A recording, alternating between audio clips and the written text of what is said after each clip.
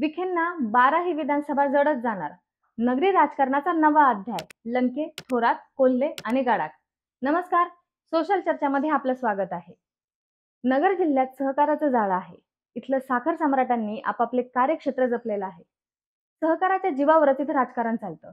साखर कारखाने, शैक्षणिक संस्था, पतसंस्था यावर राजकारणाचं गणित सोडवलं जातं. प्रत्येक निवडणूक ही डंके की चोट पर होते. नगर जिल्ह्याचं राजकारण जर समजून घ्यायचं असेल तर पहिल्यांदा इथलं नातं-गोतं समजून घ्यावं लागतं.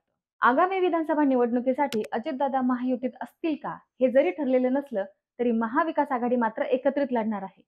नगर जिल्ह्याचा विचार केला तर इथलं सगळं राजकारण हे सगळे सोयऱ्यांच्या जोरावर चालतं असं म्हणतात. नगरी सोयरे-धोयरे वेगवेगळ्या पक्षात असले तरी आपापले तालुके आणि कार्यकर्ते जपून आहेत. नगर जिल्ह्यात सोयऱ्या-धोयऱ्यांच्या प्रामुख्याने 2 गटात राजकारण चालतं.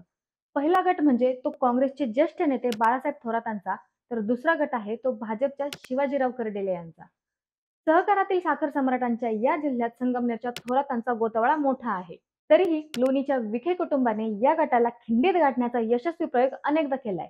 मात्र गेल्या लोकसभेपासून जिल्ह्याचं वारं फिरल्याची चर्चा आहे. विखेंना दक्षिणेत पराभूत करून जायंट किलर ठरलेल्या निलेश लंकेंची यावेळी थोरात गटाला साथ मिळणार आहे. त्यामुळे साहजिकच आगामी विधानसभा निवडणूक ही महायुतीला अवघड जाण्याची शक्यता दिसत आहे. नगर जिल्ह्यात नेमकं काय होऊ शकतं हेच आपण या व्हिडिओच्या माध्यमातून समजून घेऊया. त्यासाठी आमचे नवनवीन व्हिडिओ शेवटपर्यंत पोहोचण्यासाठी चॅनलला सबस्क्राईब करा. संगमनेरचे बाळासाहेब थोरात हे काँग्रेसचे नेते आहेत. पाथर्डीचे ज्येष्ठ नेते आप्पासाहेब राजळे यांना त्यांची बहीण दिलेली आहे. म्हणजेच भाजपच्या विद्यमान आमदार मोनिका राजळे या त्यांच्या भाचेसून आहेत. याच आप्पासाहेब राजळेंची मुलगी नेवाशाचे ठाकरे गटाचे विद्यमान आमदार शंकरराव गडाख यांना दिलेली आहे. तर दुसरीकडे अजित पवार गटात असलेल्या शेवगाव पाथर्डीच्या माजी आमदार चंद्रशेखर घुले यांची एक कन्या नेवाशातील गडाखांची सून आहे. तर घुलेंची दुसरी मुलगी कोपरगावचे अजितदादा गटाचे विद्यमान आमदार आशुतोष काळेंना दिलेली आहे. तसेच माजी आमदार नरेंद्र घुले व राहुरीचे शरद पवार गटाचे माजी आमदार प्रसाद तनपुरे हे सख्खे साडू आहेत. माजी मंत्री जयंत पाटील यांच्या भगिनी या दोन्ही कुटुंबाच्या सूनबाई आहेत.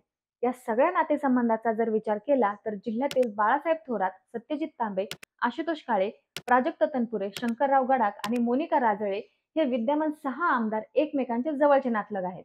याच नातेसंबंधातील मुख्य दुवा असलेल्या घुले कुटुंबातही 2 माजी आमदार आहेत.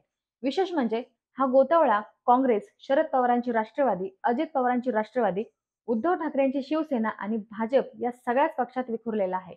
पक्ष वेगवेगळे असले तरी त्यांच्यात मतभेद अजिबात नाही. वेळ प्रसंगी ते आतून एकमेकांना मदत करू शकतात. राज्यात कुणीही सत्तेत असलं तरी या गोतावळ्यात मतभेद कधीच होत नाहीत. ज्येष्ठ नेते बाळासाहेब थोरात यांचा हा गोतावळा आजही आदर करतो. याच थोरातांना विखेंविरोधात लढण्यासाठी यापुढे विद्यमान खासदार निलेश लंकेची मदत होणार आहे. साखर सम्राट समजल्या जाणाऱ्या नगर उत्तरेत थोरातांचे नातेसंबंध तर दक्षिणेत खासदार निलेश लंके यांची एकत्रित ताकद आगामी विधानसभेत दिसणार आहे. हीच ताकद विखेंना जड जाण्याची शक्यता आहे. जिल्ह्यातील सगळ्या दृश्य अदृश्य विरोधकांचा बदला विखेंना येत्या विधानसभा निवडणुकीत घ्यायचा आहे. मात्र थोरात लंके या जोडीमुळे हा बदला जरा अशक्यच वाटणार आहे. प्रत्येक तालुक्यात असलेली विखे गटाची ताकदच हार जीत ठरवते असा अनुभव आहे. मात्र यावेळी हीच विखे यंत्रणा प्रभावी ठरेल का असा प्रश्न उपस्थित होत आहे.